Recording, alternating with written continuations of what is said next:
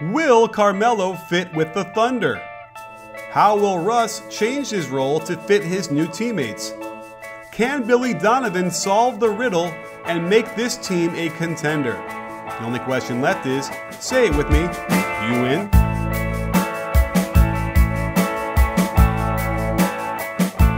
Hey sports fans, Coach Nick here, and welcome to the B-Ball Breakdown Podcast. In fact, it's an emergency podcast as news broke last night that Carmelo Anthony was traded to the Oklahoma City Thunder.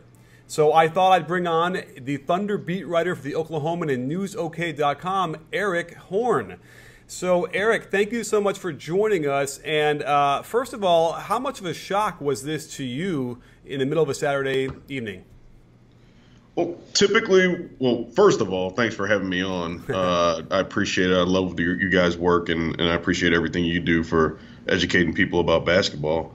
Yeah, it's always a surprise when Sam Presti makes a move. There have been rumblings of some interest in Carmelo Anthony. I'd had an idea, not that so much that they were going to go get him specifically, but that they weren't finished making moves. I think that that's always been Sam Presti's mentality when it comes to improving his team around Russell Westbrook. He wasn't just going to rest on Paul George. He was going to continue to try and strengthen this team through the season.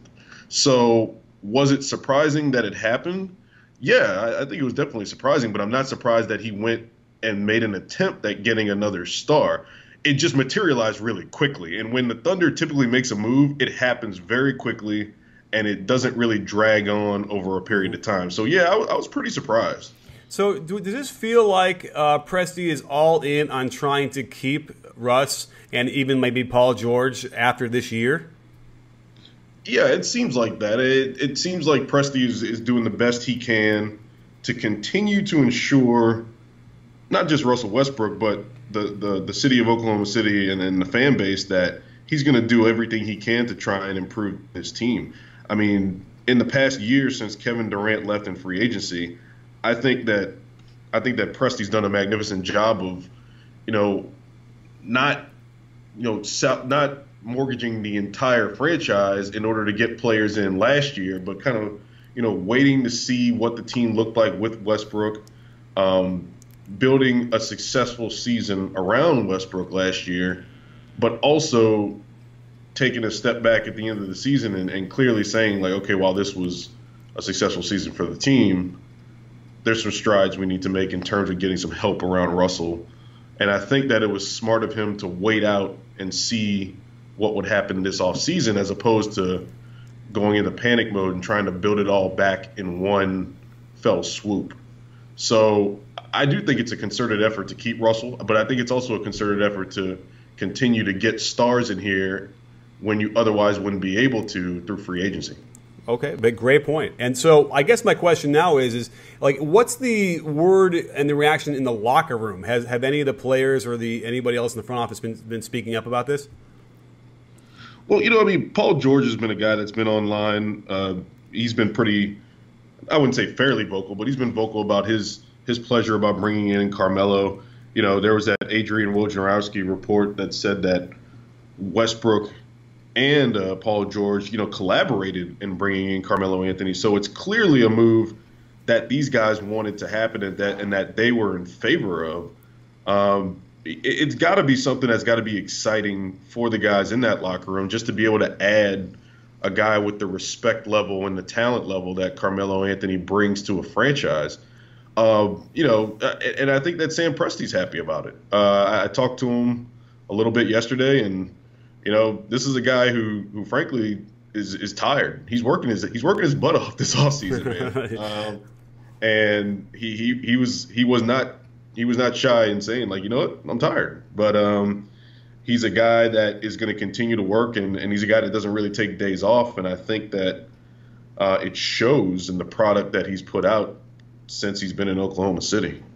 Absolutely. And if you look at the way he's turned certain assets into, Paul George and Carmelo Anthony, it's pretty good. I mean, I think that's a pretty good record for what he's done compared to a lot of other teams in small markets that just simply can't pull the trigger. Have you heard from Donovan? Has Coach Donovan said anything about how this will work?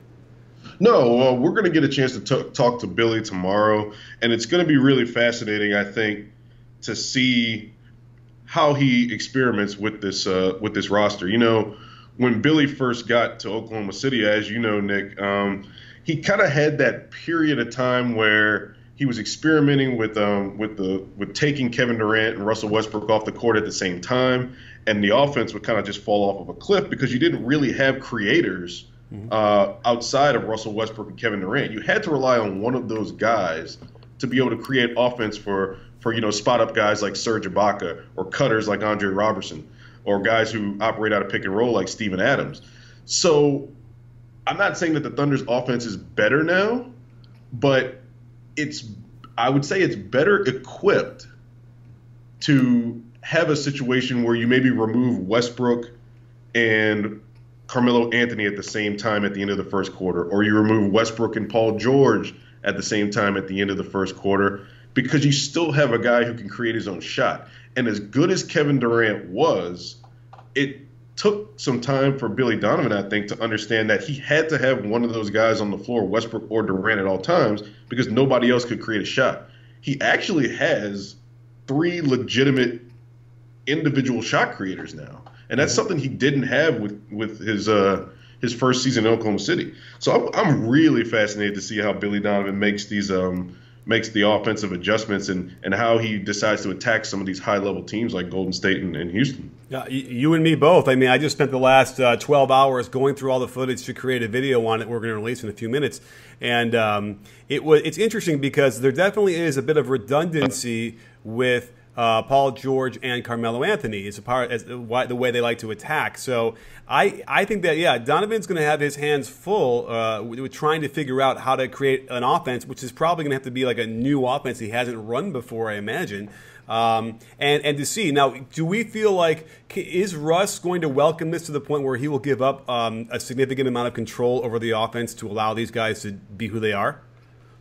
Yeah, I feel like it would be a situation where, Russell's coming off of this year where he'll never admit it, but it was a strain on him. It was taxing. You could see it during the games. He had to hit the shoulder so much of the offense. His usage rate was so high.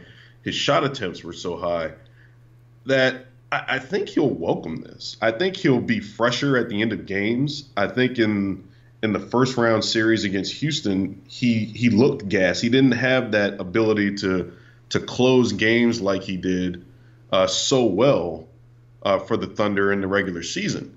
So I think it'll allow him to be fresher at the end of games.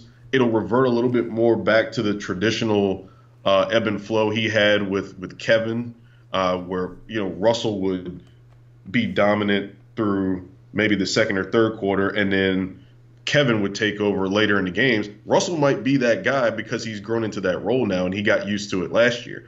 I think it remains to be seen what he'll do, but he's going to be the one probably in charge of that. I think he's going to have to dictate, whether he takes the last shot or, whether within the flow of the offense he finds open shooters like Paul George and Carmelo Anthony, because somebody's going to be open, and it's going to be up to Russell Westbrook to find those guys or kind of take the shot himself like he did last year. You're around a lot of these players in the locker rooms and get a real good sense of the pulse of how they react and how they feel. What you just described, Russell Westbrook, embracing that role as a closer. Well, guess what? Both of these other guys have had that same exact role for their teams for several years now. So how do you think that's going to end up working? Is someone's going to have to defer? I guess Russ is already there, and it is "quote unquote" his team. So does that just sort of mean by default Melo and George are going to have to sort of spot up and be the complementary players? Yeah, it's Russell's team, and I don't think there's any question about that. I don't know. I don't know what that final stage in the games is going to look like, and I think that's going to be largely on Russell Westbrook's shoulders to dictate that. I don't think he's a selfish player. I think that last year he took an opportunity that he had to showcase that he could do this, and he was the best guy for the job in those situations. Mm-hmm. I think that it would be to his advantage and the Thunder's advantage for him to spread the ball around as much as possible. If a guy is open, he's got 2 plenty capable guys willing to do it. Now, I thought it was interesting in watching Russell Westbrook last year and going back and doing the research of his previous opportunities to close games in late game situations in terms of shots. Before last year, Russell Westbrook wasn't very good at taking those shots in the last 2 minutes of games. He had a pretty poor percentage, and that was a time that was primarily reserved for Kevin Durant. But Russell just got on this incredible streak of just clutch shot making last year at the end of games that I wonder if he's going to be willing to defer that now that he's had such success in that role. So that's something that I don't have an answer to in terms of how that's going to play out at the end of games and in crunch time situations, but I'm excited to see it. You know what else I'm excited to see? I mean, really excited? More and more people getting into MeUndies. Because comfort and style are equally important, you've got to try the most comfortable brand of underwear I've ever worn. The copy says they're 3 times softer than cotton, and I think they're lying. It's easily 4.5 times softer. The diamond-seamed pouch cradles my jewels in a way that I've never felt before. It's kind of like being naked, well, without being naked, yet have an invisible hand supporting you every step of the way. Plus, they come with a 100% satisfaction guarantee or your money back. So what are you waiting for? Right now, I've got an exclusive offer for all of you sport fans. 20% off your first pair of MeUndies. So head over to MeUndies.com/CoachNick and start wearing the best underwear of your life. I mean, I would hope that in certain games, based on how they're playing, if Russ is 10 for 29, he might say, all right, Melo, you can do this one, or something like that. And vice versa for all those guys. It seems like that would be a great way to do it. And what also I found interesting is that you've had 2 players have 2 of the all-time greatest offensive seasons that anyone's ever seen in the NBA in Russell Westbrook and then James Harden. And both of them have basically welcomed or needed or wanted help because they felt like they probably couldn't do that again. Like it was too much work, and we saw them both falter in the playoffs, I think, directly because of that, as you said as well. So isn't that interesting to you that that's sort of how we are, where you get to that pinnacle of the most amazing individual season you can have, and yet you realize, I don't know if I can handle that much work all the time. No, absolutely. And look, I think in part you can look back to Kevin Durant's MVP season and even say, what was the residual of that? The next season after Kevin Durant's MVP season, he experienced his foot issues. Mm-hmm. So he had to carry a heavy load with Russell Westbrook out. And that was a season where he was closing games incredibly, and he was just carrying the thunder on his back night after night. And I think it does take a physical and mental toll on these guys, and not just on the court, but the media attention that comes around it too. Everybody's watching your every move. With all these triple doubles and going after the records, I feel like that was probably a tiring process for Russell Westbrook. Not to mention his wife was pregnant all of last season too. Wow. So the guy had a lot on his plate, and I think that any smart player, that's in the midst of their prime or going to be coming out of their prime, as Russell Westbrook is going to be probably in the next couple of years, it would be wise of them to surround themselves with as many good players as possible. And I think that says a lot about Russell Westbrook's humility for him to be able to get together with Paul George and say, look, let's go get another guy. Let's go try and do this together. I think that was bigger Russell Westbrook. All right. Well, and this is his chance. This is his chance to get me to really like his game this year. I'm excited about the prospects. Something that's been frustrating for me for a few years, but this is definitely a chance to see how they're going to make it work. I think it's probably as much on Donovan as it is on Russ to get them to play, and get them to be at their optimal selves.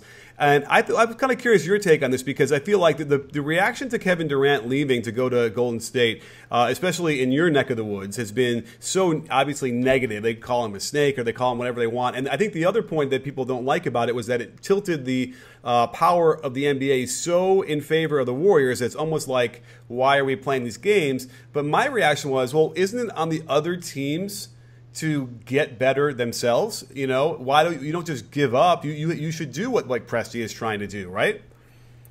Yeah, absolutely. And I don't think anybody. Well, I can't say anybody. I don't think that the issue so much with Kevin Durant anymore is that he went somewhere else in free agency to fans. I think that in particular, it's the particular team he went to because of the scenario of them being up 3-1 and having Golden State in a position that we haven't seen Golden State in this incredible 3-year run they've had with Steve Kerr and Steph Curry and Splash Brothers and Draymond Green. And also just some of the faulty logic that's kind of come with Kevin Durant's comments recently. For instance, Billy Donovan, not liking playing for Billy Donovan when Billy Donovan has, he essentially outcoached Steve Kerr in the first half of that series, in that Western Conference Finals series. I don't see why anybody wouldn't want to play for Billy Donovan in that scenario. And then the notion that he couldn't win with those cats, quote unquote, they looked pretty good in that series. They had Golden State on the ropes, and that was the most vulnerable I've seen a Steve Kerr team in games 3 and 4 of that series in Oklahoma City. And they won the first game on the road, which was impressive. It might have been more impressive than the 2 blowout victories at home. So to me, yes, Kevin Durant is perfectly within his rights to do what he did and strengthen his team and strengthen his brand and go forward. And I think you're right as well. It's up to everybody else to get better. And I do applaud teams like Houston, Oklahoma City, and Boston for making the moves necessary to, not just sit back and just assume that they're going to lose. You got to try. You got to continue to show other people in the league that you're trying, because you never know when a guy down the line is going to say, you know what, I want to come play for your team, like Carmelo Anthony did. I think that the Thunder showing that they're continuing to try to get better, I think that reflected on Carmelo Anthony. When is your tell-all book coming out, Eric? I think I'm going to wait a solid amount of time before the great Thunder reveal comes. I don't know how much I really have to. I feel like Woj could probably write a greater book than I could about the Thunder or any team in the league for that matter. But somebody knows. Somebody knows. Somebody knows. This team is worth several 30 for 30s. We say it all the time, man. This is going to make a hell of a 30 for 30 when it's all done. Oh yeah. I mean, all the way from the Harden trade to the Durant departure, to the Westbrook Durant back and forth. It's been a fascinating ride for Oklahoma City. Yes, sprinkle some Reggie Jackson in there and some Serge Ibaka. Yeah, you got some interesting stuff there. So, well, let me ask you for 2 last things before we go. 2 predictions. One, what the heck is the starting lineup going to be? Oh, man. I don't know why I just said, whoa, man. I mean, I feel like Carmelo Anthony is going to start. I feel like he'd be great off. He'd be really, really useful off the bench. I just don't see it happening. Right. Steven Adams, Anthony at the 4, Paul George, Andre Robertson, and Russell Westbrook. And really defensively, you could almost slide Andre Robertson to – he could be an interchangeable part, just a switchable body. He could play some 4 defensively. He can guard the perimeter, and he and Paul George are just going to be ferocious out there. And if Westbrook decides to show up on any given night, he can be a terror defensively too. But we know he tends to not give full effort on defense. But offensively, they're going to cause problems for people. Carmelo's going to be able to isolate. The pick and roll combinations are just going to be out the wazoo with Steven Adams and Russell Westbrook and Paul George and Carmelo Anthony. And Andre Robertson is going to have free reign to cut baseline because nobody's going to be paying any attention to him. He's going to catch a lot of lob dunks. I feel like that's your starting 5. And then you'll have Patrick Patterson and Abrinas coming off the bench. And then you got a steady backup point guard, Raymond Felton. Yeah, I'm in. I like what they have going there, and they have some good things. I actually like Jeremy Grant as well as an aggressive guy off the bench. Jeremy Grant is a guy that really has gotten kind of lost in the shuffle, but he's athletic as hell, and he's a good weak side shot blocker.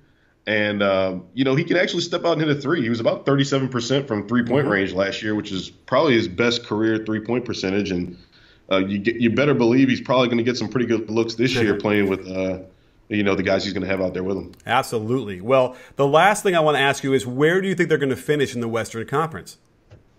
Man, before the Carmelo Anthony trade, I had them as a solid 4, and I think that with the potential to get to 2. I think now, on paper, they're better than the Spurs, but I just don't I just trust the Spurs so much to outplay their expectations that I feel like I still have the Spurs as the 2 seed. So I think that there might be a game or two difference between Houston and Oklahoma City for the 3. So I'd say I'd put Oklahoma City at 3 or 4, and I just go 4 based on the continuity of the Rockets, their D'Antoni system, and I think that the Chris Paul addition will work just fine, and their offense is just going to flow like water. So I'll go Thunder 4, and that's just a conservative. That's me just being conservative and pretty rational about my predictions. But okay. I think 2 is definitely achievable if everything goes right and these guys click. They bring back similar defensive integrity that they had last year, and no injuries. Right, that's huge too. I think Melo is the one key here because he's old and starting to break down. So I think that that's interesting, and it certainly makes it just better. I'm ready for the season to start. Are you?